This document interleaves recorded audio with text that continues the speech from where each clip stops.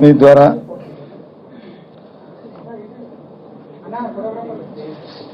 సుదీర్ఘ నా రాజకీయ ప్రస్థానంలో ఈ రోజు నుంచి ఇంతవరకు కాంగ్రెస్ పార్టీలో ఉంటూ కాంగ్రెస్ పార్టీలో వివిధ పదవులు చేసి ఉమ్మడి రాష్ట్రానికి అధ్యక్షుడిగా కూడా చేసి మరి ఈరోజు వైఎస్ఆర్సీపీ కాంగ్రెస్ పార్టీలో జగన్మోహన్ రెడ్డి గారి నాయకత్వంలో ఈరోజు ఉదయం చేరడం జరిగింది. మీ అందరికీ తెలిసిన విషయమే. ముఖ్యంగా ఈ పరిణామానికి కారణమని మీ అందరితో పాలు పంచుకుని మీ ద్వారా ప్రధానికానికి తెలియచేయాలని ఉద్దేశంతో మీ ముందు మాట్లాడుతున్నాను. ఎన్నికలు జరిగే సంవత్సరం కాలపాటు అయింది. ఎన్నికల ముందు రాష్ట్రంలో పరిస్థితులు అందరికీ తెలుసు.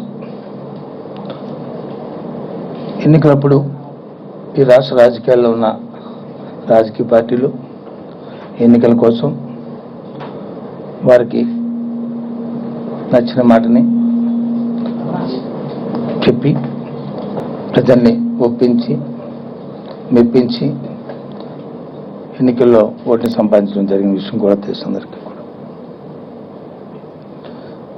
రాజకీయాల్లో చెప్పిన మాటను చేయడం, చెప్పిన మాట మీద నిలబడి కట్టుబడి ఉండడం అనేది రాజకీయాల్లో ఉన్న వ్యక్తులకి అదొక ప్రాణాంకం. దురదృష్టం ఈ రాష్ట్ర రాజకీయాల్లో ఈనాటి ముఖ్యమంత్రి, ముఖ్యంగా అధికార పార్టీ నాయకుడు చంద్రబాబు నాయుడు గారికి దానికి విరుద్ధంగా పూర్తిగా ఆయన చేస్తున్న పరిపాలన కానీ ఆయన చేస్తున్న తీరుని కానీ చూసి ఒక బాధ్యత గల పౌరుడిగా, ఒక బాధ్యత గల రాజకీయాల్లో ఉన్న వ్యక్తిగా నా తాలూకా బాధ్యత నిర్వర్తించాలనే ఉద్దేశంతో ఈరోజు కాంగ్రెస్ పార్టీకి రాజీనామా చేసి వైఎస్ఆర్సీపీలో జగన్మోహన్ రెడ్డి గారి నాయకత్వంలో మళ్ళీ చేరడం జరిగింది. ముఖ్యంగా ఇవాళ వైఎస్ఆర్సీ పార్టీ అధికారంలో లేదు. ఇంకా సుదీర్ఘంగా 4 సంవత్సరాలు అయితే కానీ ఈ రాష్ట్రంలో ఎన్నికలు ఏవి రావు. కానీ ఇది ఎన్నికల కోసమో లేకపోతే అధికారం కోసమో ఇవాళ ఆలోచన చేసే పరిస్థితులు కాదు. ఎన్నో పదవులు చేశాం, ఎంతో అనుభవాన్ని అనుభవించాం, ఎంతో అనుభవాన్ని సంపాదించాం.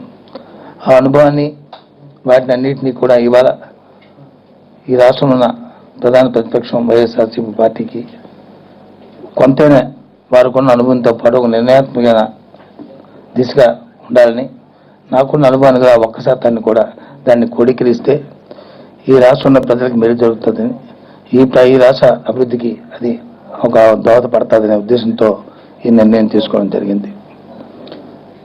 ముఖ్యంగా నేను ఉత్తరాంధ్ర ప్రాంతం నుంచి వచ్చిన వాడిని, అక్కడున్న ప్రజల కష్టాలని నష్టాలని చూసిన వాడిని, ఇబ్బందులు చూసిన వాడిని.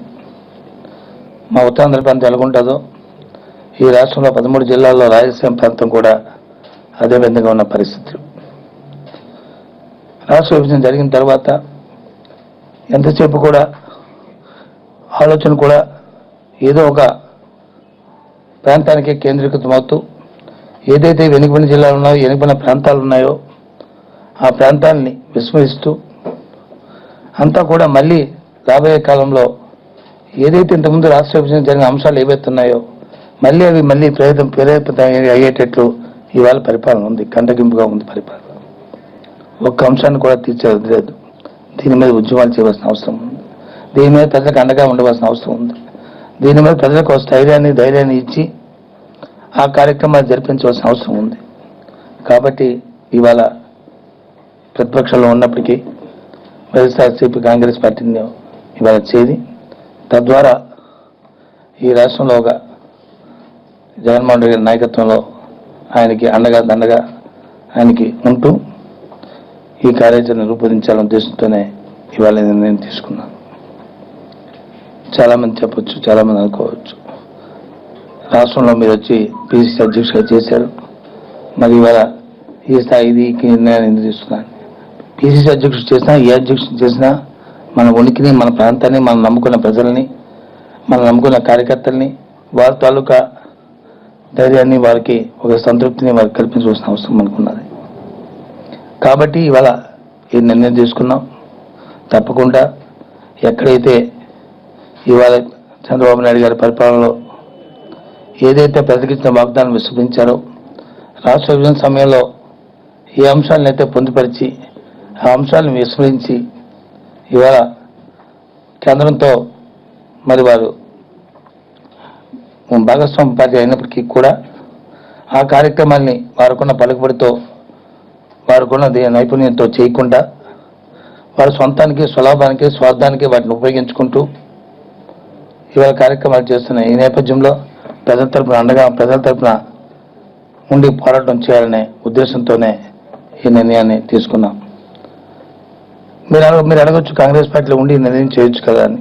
మనకు తెలుసు, సంవత్సర కాలం పాటు కాంగ్రెస్ పార్టీలో ప్రయత్నాలు చేశాం. కానీ ఆ ప్రయత్నాలకి నాకు సంతృప్తికరమైన అంశం ఎక్కడ కనిపించట్లేదు. ప్రజలకు ఇబ్బంది వస్తుందనే అంశం ఉంది. దానికి సరైన ప్లాట్ఫారం కావాలని, దానికి సరైన రాజకీయ పార్టీ కావాలని, ప్రజలతో మమేకమైన అవసరంతో ఉన్న పార్టీ కావాలనే ఉద్దేశంతోనే ఇవాళ నిర్ణయం తీసుకున్నాం.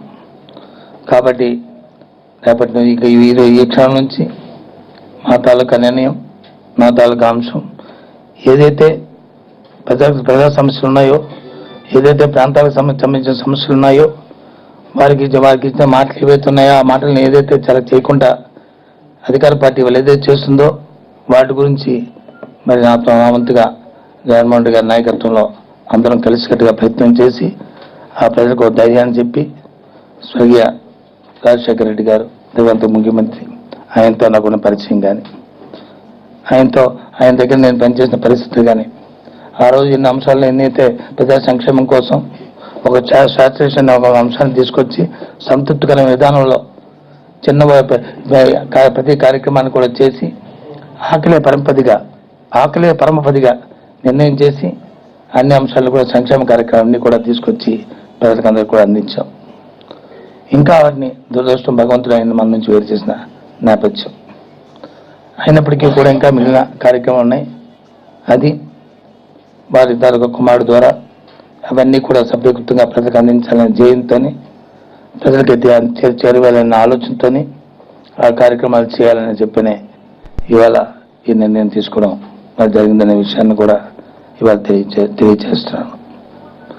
దయచేసి మంచి సౌహృదయంతో, పెద్ద మనసుతో మరి రాష్ట్ర ప్రధాని అంతా అర్థం చేసుకుంటారని, ఇది స్వార్థం కోసమో స్వలాభం కోసం చేసిన కార్యక్రమం కాదని ఇవాళ అందుకే ఒక మెట్టు 2 మెట్లు దిగి కూడా ఇవాళ రాష్ట్ర ప్రజల ప్రయోజనాలు, విజయనగరం జిల్లాల తాలూకా ప్రయోజనాలు, ఈ ప్రాంత ప్రయోజనాలు ఆశించి ఈ నిర్ణయాన్ని తీసుకున్నాననే విషయాన్ని కూడా మరి మీ ద్వారా ఈ ప్రధాని తెలియజేస్తూ, ఇంతకుముందు వాళ్ళు ఎలాగైతే సత్యబాబు గారు నన్ను ఆస్వాదించారో, అభిమానించారో, మళ్ళీ అలాగే ఈ చేస్తున్న రాబోయే ఈ కాలాన్ని కూడా అదేవిధంగా నన్ను ఆస్వాదిస్తారని, నా ఆలోచనని మరి మనస్ఫూర్తిగా విశ్వసిస్తారని, నిస్వార్థంతో కూడుకున్న ఈ ఆలోచనని మరి మనస్ఫూర్తిగా మీ అందరూ కూడా ఆస్వాదిస్తారని మరి ఒకసారి ప్రధానికాన్ని కోరుకుంటూ, ఇక అన్ని సందర్భాలను కూడా మరి పార్టీ తీసుకున్న నిర్ణయాన్ని, పార్టీ తీసుకున్న కార్యక్రమాన్ని, నాయకత్వం తాలూకా చెప్పే బాధ్యతల్ని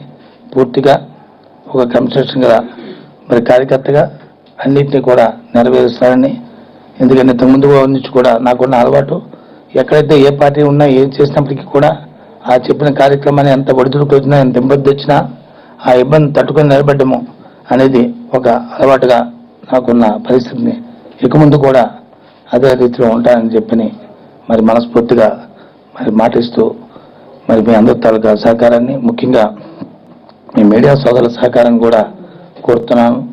ప్రస్తుత పరిస్థితులు, రాష్ట్రంలో రాజకీయ పరిస్థితి అన్నీ కూడా తెలుసు. మీరు కూడా ఇంతకుముందు ఎలాగైతే సమైక్యాంధ్ర రాష్ట్ర విభజన నేపథ్యంలో ఏ విధంగా అయితే మీ అందరూ కూడా ఉద్యమాలు చేసి ప్రజల్లో చైతన్యం తీసుకొచ్చారో, ఇవాళ జరుగుతున్న పరిపాలనలో రాష్ట్ర విభజన నేపథ్యంలో ఏ అంశాలు అయితే మన ముందుకు వచ్చాయో వాటి వల్ల ప్రయోజనాలు రావాల్సిన కార్యక్రమం ఏదైతే ఉందో అవన్నిటిని కూడా తీర్చడానికి మీరు కూడా ముందుకు రావాలని, ముందుకు చేయాలని మనస్ఫూర్తిగా మీరు కూడా సహకరించాలని కోరుకుంటూ మరి ఈ సమయం చెప్తూ ఇంకా మీరు ఏం మాట్లాడినా మీరు మీ తాలూకా అభిప్రాయాలు ఏమున్నా నిస్సంకోచంగా మీరు అడగండి, అన్నిటికీ చెప్తాను. తద్వారా ప్రజలకు వాస్తవాలు తెలియాలి కాబట్టి మరి దయచేసి మీరు ప్రశ్నించవలసిందిగా కోరుతున్నాను. ఒక్కొక్కరు హామీలా హామీ ఏంటమ్మా?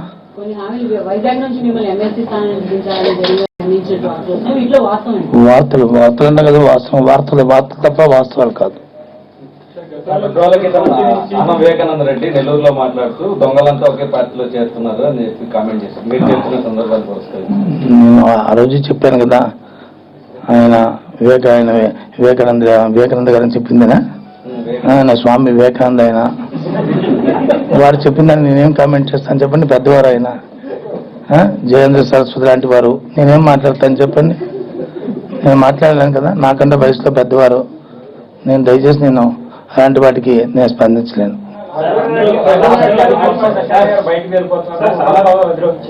ఏదండి ఏదమ్మా? నేను చెప్తాను కదా, ఇవాళ చాలా ఉన్నత పదవులు అధిరోహించారు కాంగ్రెస్ పార్టీలో రాజకీయ వచ్చింది. అలాంటి వాడు కూడా వెళ్ళిపోతుంటే బాగా ఉందని ఏ రకంగా అర్థం చేసుకోవచ్చు? ఒక్క మాట మాత్రం చెప్తాను. కాంగ్రెస్ పార్టీ నాకు ద్రోహం చేయలేదు. కాంగ్రెస్